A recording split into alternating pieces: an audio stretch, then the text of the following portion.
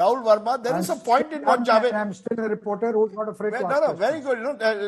Javed Ansari makes a good point. The longer the poll goes on, the financial burden on candidates only increases.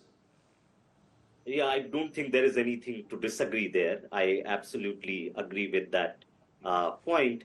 Now, the key question is, I don't think the elections in India, like given the continental size we have, it could be held in 1 or 2 phases. So there, having 3 or 4 phases still makes sense, but 7 phases is not comes easily to me. What I basically don't understand, and this is where perhaps reporters like yourself and Javed Ansari has to ask Election Commission, what is the rationale behind 7 phases? They need to put some information in the public domain, how some of these decisions are taken. That is true. They will say movement of forces, Rahul. They will say that it is the movement of forces from one part of the country, Jammu and Kashmir, Bengal, Bihar. We have to make sure that no part of the country, we want to make sure peaceful poll. That's the reason they give, Rahul. You buy it? No, I agree with you. Then why not have it in 8 phases, or why not in 6 phases? You'll have to ask it the second time. Is 7 phases sufficient for everything, or it has to go rather longer? And then movement of in some cases the gap between 2 phases is 7 days. In some other cases it's 5 days. In some other cases it's lesser than that. So I don't understand this math, but I guess this is the rationale they are going to give. Rajat Sethi, you like to a bit of trivia and history. The first polls, 1952, went on from October 1951 all the way to February 1952. So that was 4 months, but that was when ballot boxes were there. They used to be carried on camel and horseback. We are in a digital age now. Across the world, you would expect things to become faster in this T20 age. We are actually forgetting about a 5-day test match. We are now going to a timeless test almost by making it a 7-day test match. Rajdeep, the geography hasn't changed of our country, be it 1950s or 2020s.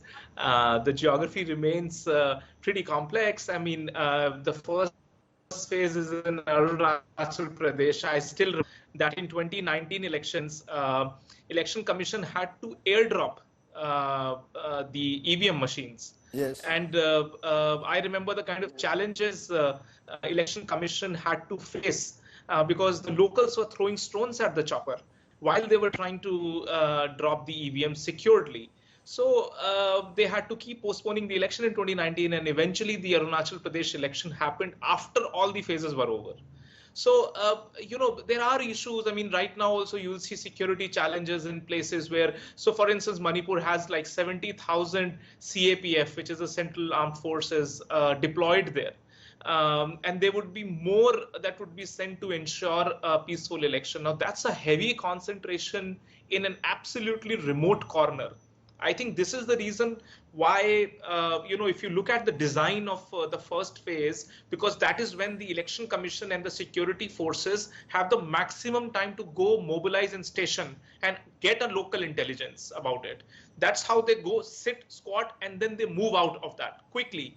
Therefore, the gap between first phase and second phase is large. It's solid a week's time so that they can move from those pockets of extreme security issues to neighborhood where there is relatively lesser security challenges. So there is some logic to it. I think we should give it to the Election Commission, who has institutional memories of every single small and big issue that they have historically faced. Neither you nor any of us sitting in the panel have that much amount of understanding of the challenges, micro challenges that go on in elections. So we should give it to the Election Commission.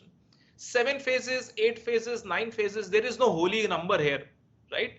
This is where Election Commission has, with its collective institutional wisdom, narrowed down on 7 phases. Let us give it to them. That they have far better information. But you see, we can give it to and them. They know how to do it. No.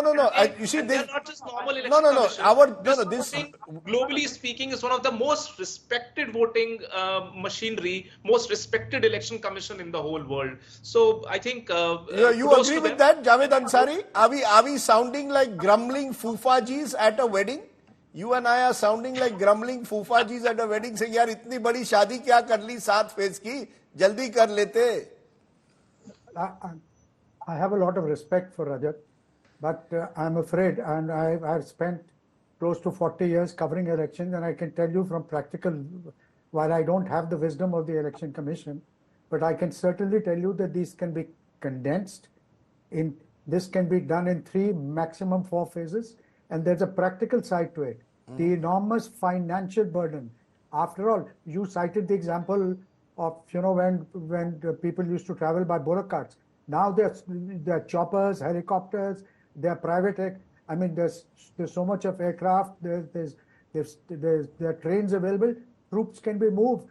Paramilitary can be moved. In a state like UP, you don't have to move the same troops. So it can be done in 2 weeks or 3 weeks time. This doesn't make sense. It's practically not the thing. I think the Election Commission needs to relook at this and apply its mind. Now it's done. Elections have been announced, but for the next time when we have elections, they must look at try and condensing it, and more than anything else, providing 100% VVPAT trails.